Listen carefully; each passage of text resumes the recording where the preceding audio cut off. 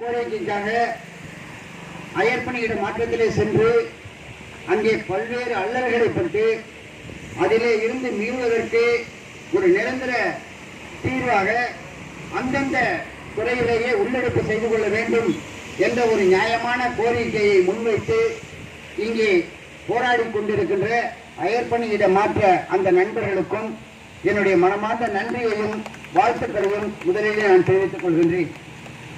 இது மேஜரா இந்த ரெண்டு விஷயம் தான் இதுல இருக்கு. வேற ஒன்றும் பெருசா எல்லாம் விஷயம் இல்லை. மீதி எல்லாம் அரசாணைகள் என்ன சொல்லுதோ, சட்டம் என்ன சொல்லுதோ அதான் மீதி கோரிக்கை. மீதி 13 கோரிக்கை அதான், வேற ஒன்றும் கிடையாது. நீங்க அரசாணையை மீற முடியாது, கோர்ட்டுக்கு போனா செஞ்சுதான் ஆகணும். இது ரெண்டு தான். இப்ப இது ரெண்டுலயே ஒண்ணு வந்து சட்டப்படி நீங்க ஓய்வூதியர்களுக்கான பணத்தை கொடுத்துட்டீங்க, ஒரு 34 பேர் 33 பேர் கொடுத்துட்டீங்க, மீதி திறந்து கொடுங்கன்னு கேட்கிறோம். எல்லாமே சட்டப்படியான கோரிக்கை தான், ஒண்ணு கூட ஒரு மாற்று கிடையாது. அப்ப இந்த நியாயமான கோரிக்கைகளுக்காக வலுவாக இந்த போராட்டம் 30 நாளை தாண்டி 31வது நாளிலே நாம் இங்கே களத்திலே நின்று கொண்டிருக்கிறோம். நாம் பல்வேறு முறை சொல்லிட்டோம், நாம் ஆளுகின்ற திராவிட முன்னேற்ற கழக கட்சிகளுக்கோ ஆட்சியானவர்கள் அல்ல, எல்லாம் இந்த கழகமும் நல்லா இருக்கணும். வேந்தராக நமது மாண்புமிகு முதல்வர் அவர்கள் வந்திருக்காங்க. ஆட்சிக்கு எந்த விதமான இடையூறு இருக்கக்கூடாது அப்படின்னு யார் யாரோ என் எதிர்கட்சியில இருந்தெல்லாம் வரேன்னு சொல்லும் போது கூட நாம் அவர்கள் எல்லாம் அவாய்ட் பண்ணி நாம ஆளுங்கட்சியில இருக்கிற கூட்டணி கட்சியினுடைய சகோதரர்களை மட்டுமே இங்கு அழைத்து மாண்புமிகு தமிழக முதலமைச்சர் அவர்களின் கவனத்திற்கு கொண்டு செல்லும் விதமாக நாம் இந்த போராட்டத்தை வழிநடத்தி கொண்டிருக்கிறோம். நாம் முழுமையா தமிழக முதலமைச்சர் அவர்களை மட்டும்தான் நம்பி இருக்கின்றோம். எங்களுக்கு அதுல எந்த மாற்று கருத்தும் இல்லை. நான் இப்போ ஒரு செய்தி உங்கள்கிட்ட பகிர்ந்துக்கலாம்னு நினைக்கிறேன். இன்னைக்கு ஒரு நல்ல மகிழ்வான செய்தி வந்திருக்கு, நல்ல நம்பிக்கை தருகின்ற செய்தி வந்திருக்கு. நமது கடலூர் மாவட்டத்தினுடைய அமைச்சர் அவர்கள், விவசாயிகளின் வெடிவெள்ளி அவர்கள், நம்மளை பார்த்து கோபப்பட்டாலும் கோபம் இருக்கிற இடத்துல தான் குணம் இருக்குன்னு சொல்லுவாங்க. அந்த கோபம் இருக்கின்ற இடத்திலே இருக்கின்ற குணம் இன்று நமக்காக உயர்கல்வித்துறையிலே சென்று பேசி இருப்பதாக ஒரு நம்பத்தகுந்த உண்மையான செய்தி கிடைத்திருக்கிறது. உண்மையிலேயே அவரை நான் மனதார வாழ்த்துகிறேன், பாராட்டுகிறேன். ஏன்னா இந்த அண்ணாமலை பல்கலைக்கழகத்தில் இங்க இருக்கிற பேரூராட்சியோட தலைவர் பழனி அவர்களுக்கு நல்லா தெரியும், இந்த அண்ணாமலை பல்கலைக்கழகத்தில் பேரூராட்சி எலெக்ஷன் நடக்கும் போது அந்த ஓட்டு வாங்கினதா இருந்தாலும் சரி, மற்ற விஷயங்களாக இருந்தாலும் சரி, இந்த சுற்றி இருக்கிற எல்லாரும் அண்ணாமலை பல்கலைக்கழக ஊழியர்கள் தான், ஓய்வூதியர்கள் தான். இவங்க எல்லாம் முழுமையாக ஆதரவு அளித்து அந்த வெற்றியை, மிக பெரும்பான்மையான வெற்றியை நம்ம அந்த கட்சியினருக்கு அளித்தோம். இன்னைக்கும் அந்த உணர்வோடு தான் நம்ம தொடர்ந்து இருந்துட்டு இருக்கோம். சில பேர் நம்ம என்னமோ அந்த கட்சிக்கு எதிரானவர்கள், இவங்க யாரோ எதிர்கட்சி தூண்டி விட்டு இதே மாதிரி ஒரு போராட்டத்தை நடத்துறாங்க அப்படின்னெல்லாம் தவறான முறையில பிறப்பிக்கிட்டு விஷம பிரச்சாரம் பண்ணிக்கிட்டு அங்கங்க கொண்டு போய் செய்தியை சேர்த்துக்கிட்டு, இந்த துரோகிகளுக்கு ஒண்ணு நல்லா தெரிஞ்சுங்க, நாங்க முதலமைச்சருக்கோ நமது மாண்புமிகு வேளாண் துறை அமைச்சருக்கோ இல்ல இங்க இருக்கிற அமைப்புகளுக்கோ நம்ம என்னைக்குமே எதிரி கிடையாது. நாம என்னைக்குமே தமிழக அரசுக்கு முழுமையான ஆதரவோட இருக்கிறோம். இங்க இருக்கிற காத்திருப்பு போராட்டம் கூட நம்ம என்ன வச்சிருக்கோம்னா, மாண்புமிகு தமிழக முதலமைச்சரோட கவனத்தை ஈர்ப்பதற்காக தான் நம்ம இந்த போராட்டத்தை நடத்திட்டு இருக்கோம். இப்ப நாம ஒரு வேண்டுகோளை உங்கள்கிட்ட சொல்றேன். நம்ம மாண்புமிகு நாளைக்கு வந்து நம்மளுடைய விவசாயிகளுடைய விடிவெள்ளி வேங்கையின் மைந்தன் அவர்களை நாம சந்திக்கலாம் அப்படின்னு இருக்கோம். நாளைக்கு அவருடைய வீட்டுக்கு நம்ம எல்லாரும் மேக்சிமம் எவ்வளவு பேர் போக முடியுமோ எல்லாரும் போய் நேரடியாக அவரை சந்திக்கலான்னு இருக்கோம். நம்மளுடைய இந்த நிகழ்வு நடந்ததுக்கு அப்புறமா முன்னாடியும் அதுக்கான பிளானை நம்ம ரெடி பண்ணிட்டு இருக்கோம். அதுக்கு தகுந்த மாதிரி நம்மளுடைய செயல் திட்டங்களை வடிவமைச்சுக்க போறோம். அவர்களை சென்று நம்ம கோரிக்கைகளுடைய நியாயத்தை எடுத்து சொல்லி இதுக்கான ஒரு தீர்வை நோக்கி நகர்வதற்கான முழு முயற்சிகளை நம்ம எடுக்க இருக்கிறோம்.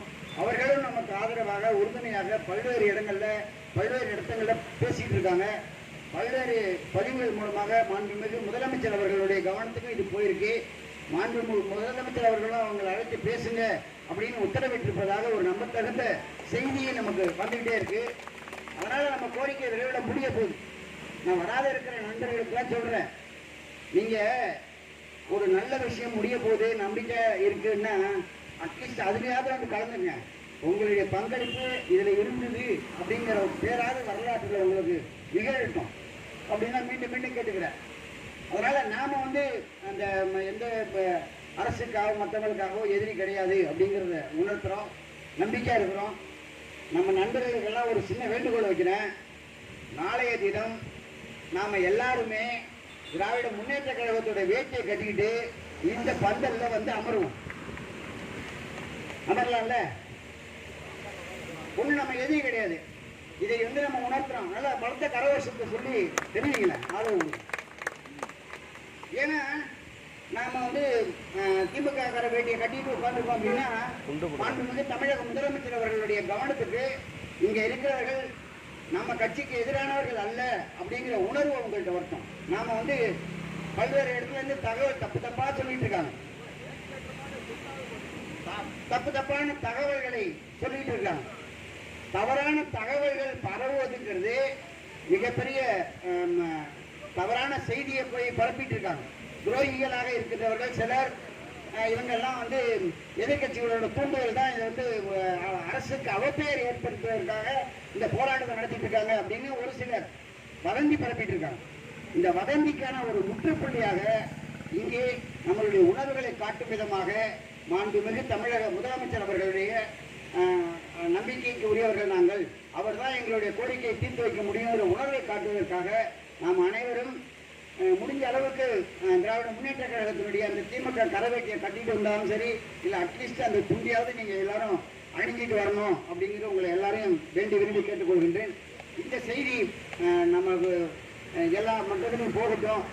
ஏன்னா நாம் வந்து எந்த அரசுக்கு எதிரான நிலைப்பாடு எப்பயுமே எடுக்கல, ஒரு முறையும் நம்ம சொல்லிட்டு இருக்கோம். எனவே அன்பு தோழர்களே, நாம வந்து இந்த 15 நிமிஷம் கோரிக்கை வந்து நியாயமா தீர்த்து வச்சோம்னா இந்த பல்கலைக்கழகம் வந்து என்ன ஆகும்னா ஒரு நிரந்தர தீர்வுக்கு வந்துடும். நம்ம திரும்ப திரும்ப அதுதான் சொல்றோம். ஏன் இந்த 15 நிமிஷம் கோரிக்கையை வலியுறுத்துறோம்னா ஒரு நிரந்தர தீர்வு அடுத்த கட்டத்துக்கு பல்கலைக்கழகம் வளரணுமா இல்லையா? எப்ப பார்த்தாலும் ஒரு அன்சர்டனிட்டியாவே இந்த நிகழ்ந்துட்டே இருந்தா இதுக்கு என்னதான் தீர்வு? பல பேர் சொல்றாங்க ஓய்வு பெற்றவருக்கு என்ன வேலை, எல்லா கோரிக்கையும் கேட்கறாரு.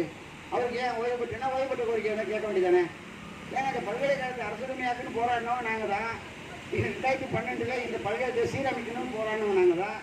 எங்களுக்கு தான் தெரியும் இந்த பல்கலைக்கழகத்தின் பாதி அடைஞ்சிங்கன்னா அதோட வழி என்னன்னு. இப்போ எங்களால் தானே அதை சீர்படுத்த முடியும், அதுக்கான தீர்வு எங்களால் தானே கொடுக்க முடியும். சரி, நாங்கள் தான் ஓய்வு பெற்றவங்க, ஓய்வு பெற்றவங்க மட்டும்தான் இதில் இருக்காங்களா? கொஞ்சமாவது மீதியெல்லாம் சிந்திக்க பார்க்க மாட்டீங்களா? மீதி இருக்கிற 9 சங்கங்கள் யாரு? அயர் பணியில் இருக்கிற எல்லாரும் இருக்காங்க, பல்கலைக்கழகத்தில் பணியாற்றுகின்றவர்கள் இருக்காங்க, அந்த சங்கத்தை சேர்ந்த உறுப்பினர்கள் இருக்காங்க, மருத்துவமனையில் இருக்கிற அத்தனை ஆசிரியர்கள் அந்த ஊழியர்கள் எல்லாரும் இந்த சங்கத்தில் இருக்காங்க. நீங்க எல்லாரையும் உள்ளடக்கி கொண்டு வந்திருக்க இந்த சங்கத்துக்கு நீங்க ஏன் அந்த என்னமோ ஓய்வூழியர்களா இருக்கிறவங்க அப்ப நான் ஒருங்கிணைப்பாளா இருக்கேன்னா உங்களுக்கு பிரச்சனைன்னா நீங்க பேச்சுவார்த்தை கழிங்க. மதியம் கூட பேச்சுவார்த்தை வரமாட்டாரு. பல்கலைக்கழகத்துக்கு உள்ள பணியாற்ற அந்த சங்கத்திலிருந்து பொறுப்பாளர், அயற்பணிகிற மாற்றத்திலிருந்து வந்திருக்க அந்த சங்கத்தோட பொறுப்பாளர்கள், மருத்துவமனையிலிருந்து வந்திருக்க சங்கத்தோட பொறுப்பாளர்கள், என்னுடைய ஓய்வூதிய சங்கத்திலிருந்து இருக்கிற ஒரு பொறுப்பாளர் வருவார் உங்கள்கிட்ட பேசுறதுக்கு. நான் தான் பிரச்சனை அப்படின்னு நீங்க நினைச்சீங்கன்னா நான் கூட பேச்சுவார்த்தை வரல. மற்ற சங்கங்கள் எல்லாத்தையும் அழைச்சி பேசுங்க, தீர்வு கிடைக்கட்டும். இதுதான் பிரச்சனை. இங்க என்ன ஆளுக நடத்திட்டு இருக்கோம். இங்க தனிப்பட்ட முறையில யாருக்கும் கிடையாது. ஏன்னா மதி பேசுறாரு, மதி லீட் பண்றாரு அப்படிங்கிற மாதிரி ஒரு தவறான கண்ணோட்டம். இங்க இதுக்கு பின்னாடி 7 சங்கங்கள் இருக்கு. 7 சங்கங்களும் எல்லாரும் வெளியில போன 6000 பேர் ஆசிரியர்கள் ஊழியர்கள் பின்தொடர்ந்து இருக்காங்க, அந்த சங்கத்தில் இருக்காங்க. மருத்துவமனையில் இருக்கிற அந்த 1500 ஊழியர்களும் இது பின்னாடி இருக்காங்க. அண்ணாமலை பல்கலைக்கழகத்தில் இருக்கிற அந்த 1000 பேர் இந்த பின்னாடி இருக்காங்க. மொத்தமாக அண்ணாமலை பல்கலைக்கழக ஆசிரியர் சங்கம் அனைத்து இந்த போராட்டத்துக்கு ஆதரவு தெரிவித்து பேசிட்டு இருக்காங்க. இன்னும் யாரோட ஆதரவு தான் வேணும்? அவங்களெல்லாம் கூட்டு பேசுங்க, பின்னாடி இருக்கிற எல்லா சங்கங்களும் வாய்ப்பு பேசுங்க.